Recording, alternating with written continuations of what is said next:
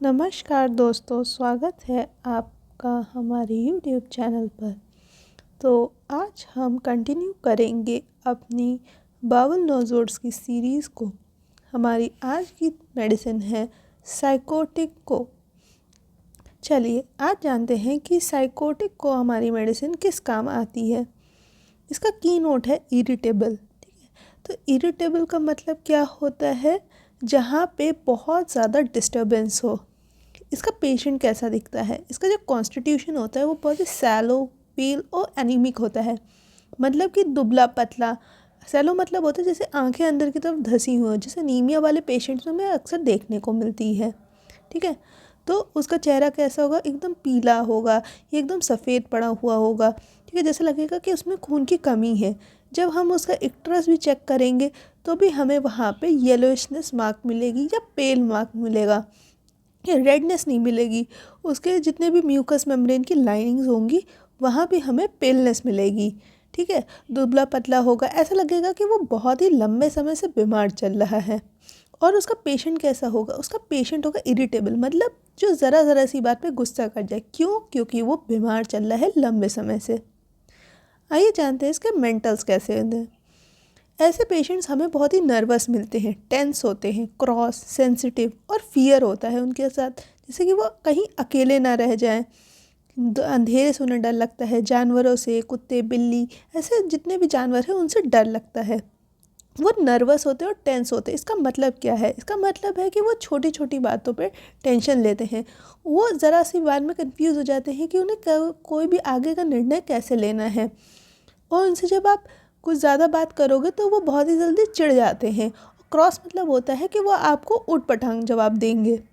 वो हर एक इन्फ्लुएंस के लिए, हर एक एक्सटर्नल इन्फ्लुएंस या स्टिमुलाई के लिए सेंसिटिव होते हैं। किसी ने कैसे रिएक्ट किया या किसी ने कैसे बोला, भले ही वो बात उस इंसान के लिए ना हो, तब भी वो उससे प्रभावित होते हैं।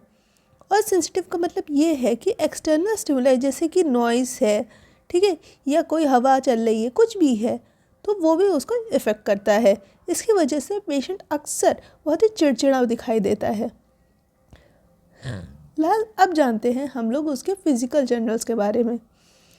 अब यहाँ पे जो पेशेंट है उसमें हमने जाना था कि यहाँ पे जो इसका की नोट है वो है इरिटेशन। अब हमें जो इरिटेशन है वो हर जगह मिलेगी। इरिटेशन हमें उसके फिज़िकल लेवल पे मिलेगी।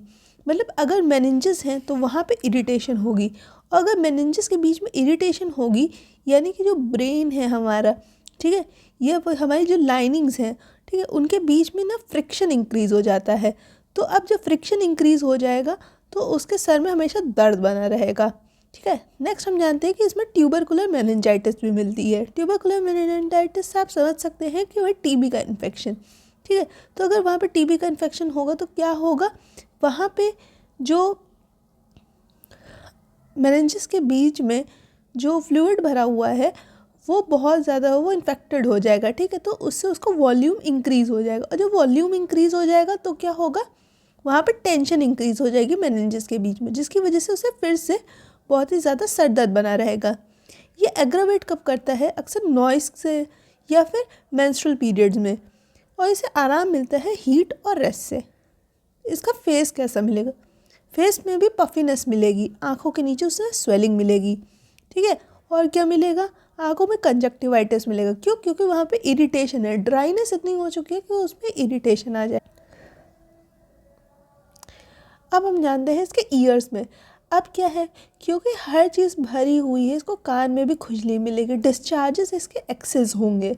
तो वहाँ भी अब डिस्चार्जेस एक्सेस हो रहे हैं तो उसके म्यूटस में चीज़ें भर रही हैं, तो वहाँ भी जब एक्सपेंशन होगा किसी भी चीज़ का तो उसमें इरिटेशन होगी, और उस इरिटेशन की वजह से उसके कान में खुजली होगी। तो यहाँ पे हमें मिलेगा इच म्यूटस, और क्या होगा? एक्सेस वैस फॉर्मेशन मिलेगा। अब नाक की बात आते हैं, उसमें हर जगह कहीं ना कुछ चीज़ें भर रही हैं, तो नाक में भी उसे कटार मिलेगा, पोस्ट नेज़ल कटार। और जो नाक आँख होगी वो इतनी इरिटेट हो जाएगी कि उसके जो नोज़ के जो एंगल्स होते हैं उसमें क्रैक मिलेगा। और क्या है? वैसोमोटर राइनोरिया, मतलब वो जितनी बार अपने नाक को छुएगा ना उसको उतनी बार उसके डिस्चार्जेस होते रहेंगे। अब माउथ में क्या मिलेगा? माउथ में उसके क्रैक्स मिलेंगे, क्योंकि हर जगह इरिटेशन प्रेजेंट है। उसकी टंग कैसे लगेगी, उसका ऐसे लगेगा कि टंग उसकी एकदम सोर है, मतलब उसमें दर्द हो रहा है, या फिर बहुत ही जैसे उसकी स्काल्डेड टंग हो गई है। उसको जीभ में छाले भी मिलेंगे और इंक्रीज सलाइवेशन मिलेगा। आपको ये पता होना चाहिए कि बॉवल नोज़ल का एक बहुत ही की फैक्टर है डीप अल्सर्स और टंग, ठीक है, या माउथ में रिकरेंट एप्थेस होना। क्यों? क्योंकि उसको बॉवल इन्फेक्शन है, ठीक है, यानी उसका हाजमा सही नहीं रहता। जब हाजमा नहीं सही रहेगा तो वो सारी दिक्कतें कहीं ना कहीं उसके जीआई से रिलेटेड रहेंगी, और जब जीआई में रिलेटेड रहेंगी तो हर जगह उसका जितना भी जीआई का पार्ट है उन सब में उसे अल्सर्स, डिस्टेंशन और इन्फेक्शन जैसी चीज़ें मिलती रहेंगी। नेक्स्ट जानते हैं थ्रोट। अब थ्रोट में क्या है कि उसको एक्सटर्नल गोइटर देखने को मिलेगा, टॉन्सिलाइटिस का इन्फेक्शन और एडेनॉइड्स उसके हमेशा एनलार्ज मिलेंगे। ये जब रिकरेंट टॉन्सिल्स होते रहते हैं और पूरे माउथ में इन्फेक्शन हो जाता है तो ये क्विंसी में आते हैं। उसको हमेशा गला ऐसा लगेगा कि एकदम खुज मतलब कट गया है, या फिर ऐसा लगता है कि किसी ने उसके पूरे गले को छील दिया है, तो इस सेंसेशन को कहते हैं स्कॉच्ड सेंसेशन। अब जानते हैं एपेटाइट। फिनिकी, वो मतलब बहुत चीज़ों को लेके ना चूज़ी हो जाता है कि उसे क्या खाना है क्या नहीं खाना है। वो चीज़ें मांगेगा, फिर कंफ्यूज हो जाएगा कि, और तुरंत मना कर देगा मुझे ये नहीं चाहिए, अब दूसरी चीज़ लाओ। तो ये उसका इरिटेशन लेवल है कि वो एपेटाइट में भी चूज़ करने लगता है कि उसे क्या खाना है। फिर जानते हैं इसकी डिज़ायर क्या होती है। इसकी डिज़ायर होती है बटर, फैट, चीज़, मिल्क और स्वीट्स एंड सॉल्ट के लिए। अब यही जो ये एग, फैट, मिल्क जो चीज़ें खा रहा है, पसंद कर रहा है, वही चीज़ें इसे अक्सर नुकसान भी करती हैं। फिर जानते हैं इसके स्टूल और रेक्टम के बारे में। इसमें हमें कॉन्स्टिपेशन और लूजनेस दोनों मिलेगी, मतलब डायरिया भी मिलेगा और कॉन्स्टिपेशन भी मिलेगा। अब आप सोचिए उसको बॉवल इन्फेक्शन लंबे समय से चल रहा है कि उसके बाद उसका जो है पोर्टल हाइपरटेंशन हो जाता है, जिसकी वजह से यहाँ पर इसके एनस के अराउंड हमें वॉट्स मिलेंगे। इसके स्टूल जब बहुत ही ज़्यादा एक पेशेंट कॉन्स्टिपेटेड होता है तो प्रेशर इंक्रीज होता है, तो अक्सर एक्सटर्नल लाइनिंग्स में हमें वहाँ पे थिकनिंग मिलेगी और उसे बहुत ही ज़्यादा दर्द होगा, स्टिचिंग स्टूल। उसके जो अब इंटेस्टाइन है वहाँ पर उसके में बहुत ही फर्मेंटेशन होने लगता है। इसकी वजह से उसको जो स्टूल पास होता है वो अक्सर में बैड ओडर का होता है। नेक्स्ट हम जानते हैं इसके यूरिन के बारे में। यूरिन में हमें एल्ब्यूमिन, यूरिया, स्मेली यूरिन और नेफ्राइटिस जैसी कंडीशन मिलेगी। यहाँ पे उसके जितने भी एब्डोमिनल ऑर्गन्स हैं उसमें, या फिर हम कह सकते हैं पेल्विक ऑर्गन्स हैं या एब्डोमिनल ऑर्गन्स हैं, वहाँ पे इन्फेक्शन मिलेगा। इसकी वजह से वहाँ पे हमें सड़न जैसी चीज़ें मिलेंगी। नेक्स्ट हम जानते हैं जेनिटिलिया। जेनिटिलिया में फीमेल्स में जो उसका लिकोरिया होता है वो येलोइश वाइट या डार्क ब्राउन ऑफेंसिव कलर का मिलेगा। इसमें यहाँ पे ट्यूबरकुलर माइजम कंसिस्टेंट होता है, तो इसलिए यहाँ पे पेशेंट में हमें ट्यूबरकुलर ओवरी भी मिल सकती है, या TB of ovary, ovarian cyst. Males में हमें बैलेनाइटिस और इम्पोटेंसी जैसी चीज़ें मिली।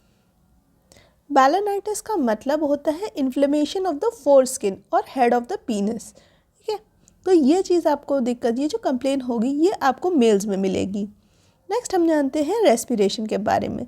रेस्पिरेशन में पेशेंट को बहुत ज़्यादा अस्थमा या ब्रोंकाइटिस जैसी दिक्कतें मिलेंगी। ज़रा सा भी चलने में उसको ऐसे लगेगा कि उसे सांस नहीं आ रही।